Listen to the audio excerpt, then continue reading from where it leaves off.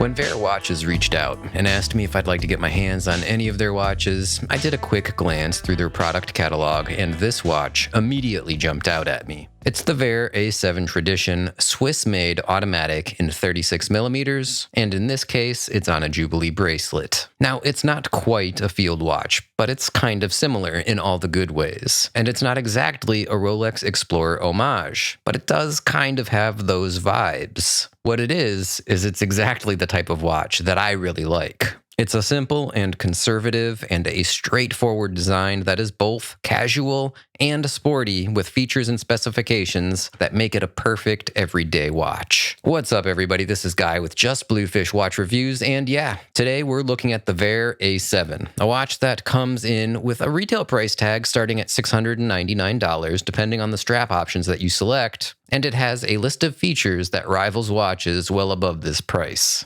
Also, I want you to stick around till the end of the video. This is very important because I will be offering this watch up as a giveaway prize.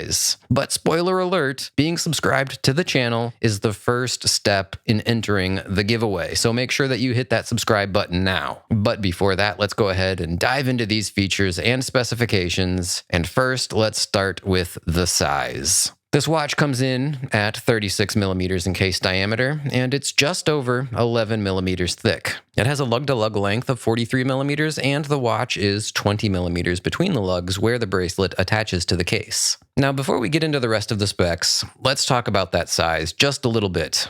I personally love the size of this watch, but I am a fan of 36mm watches in general, when the rest of the proportions are done well. And thanks to being 20mm between the lugs, the stance on the wrist is just broad enough that this watch doesn't feel diminutive on my 6.5-inch wrist. Sometimes that can happen with a 36mm watch when they do things like an 18 or a 19mm lug width. But on this one, I have to say that I really like how it wears on my wrist, and I think that this should be on the radar of anyone with wrist sizes at or below 7 inches in circumference. Now, by comparison, here's another watch that I really love, and it's the 38mm Hamilton Khaki Field. And it looks downright oversized next to this Vaer watch, even though it's only 38mm. And to be fair, I have said that these 38mm Hamiltons do wear kind of big for their dimensions. Because while the case diameter might be a mere 38mm, the lug-to-lug length is fairly long at 47mm. So on the wrist, this Hamilton feels much more like a 39 or even a 40mm watch. Now, whether you prefer a more conservative watch size or not, I gotta say that's your call.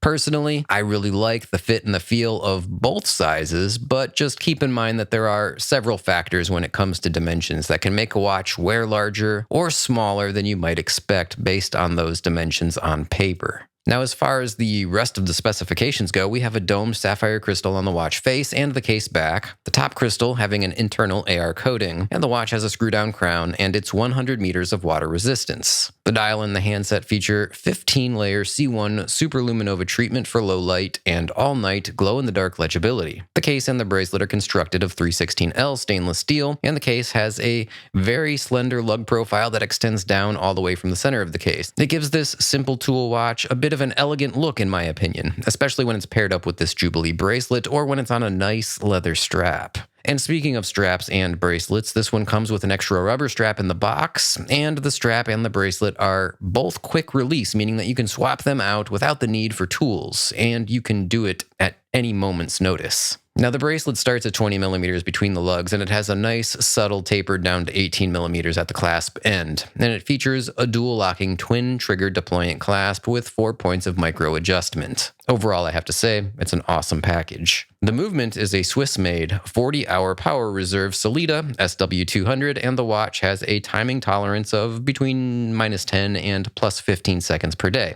which is normal for a standard grade Solida, and ETA movements for that matter. Now, in my experience, however, this watch keeps time well within those tolerances, and it's gaining just a few seconds per day on average. As far as the fit and finish are concerned, the watch case and the bezel are almost entirely done in a smooth brushed finish. The very edges of the lugs have a nice high-polished chamfered edge, and that is a nice touch to an otherwise very smooth and subtle finish. The bracelet has a matching brushed finish on the outer links, with 3 smaller central links being in high polished. It's a typical style for a Jubilee bracelet, and I like how it slightly dresses up an otherwise very utilitarian tool watch. Screw-down crown is both nice in size, and it has a nice coined edge texture, giving you a good purchase and grip when you have to unscrew and hand wind the movement, and the crown is also signed with the Vaer branding as well. Finally, the case back has an exhibition display so that you can see the Sellita SW200 movement. It's not a highly decorated movement, but the automatic winding rotor has engraved branding, and there are a few spots of polish and perlage if you look closely. Then there's the dial. It's a simple black dial with printed Arabic numerals at 3, 6, and 9, and smaller triangular markers accenting the other indices. The company branding is below the central noon triangle marker, and the lower third of the dial is accented with the designation of 10 ATM and automatic, and a Swiss-made insignia below the 6 o'clock position. The hands are a metal syringe style handset, which is one of my all-time favorite styles. They're filled with that C1 lume, giving the metal handset plenty of contrast against the black dial, and overall it makes for an exceptional, readable watch face. Now, I do have to say there really isn't anything not to love here, assuming you're a fan of the size. And sure, I know this will be much smaller than some people will prefer, but if you're like me and you enjoy these styles and these sizes of watches, I really can't recommend it enough. Now, I'm guessing if you're still here, you want to know how you can win this watch, and it's pretty easy, actually. Just follow these steps to enter the giveaway. First, make sure that you are subscribed to the channel. Second, leave me a comment below. Any comment at all? Tell me what you think about this video or the watch or anything. It doesn't matter. I just need you to leave a comment. Third, do me a favor and hit that like button, please. I would really appreciate it. Finally, in about 2 weeks, if this video has at least 1,000 views and 1,000 comments and 1,000 likes, I'll go ahead and I'll pick a winner at random, and I'll make a follow-up announcement video letting everyone know who won. So stay tuned for that. And again, don't forget to subscribe, like this video, and leave a comment. Now, with all of that said, let me say thanks for tuning in and watching. I greatly appreciate it. And until the next one, I'm going to go ahead and say thanks again, and bye now.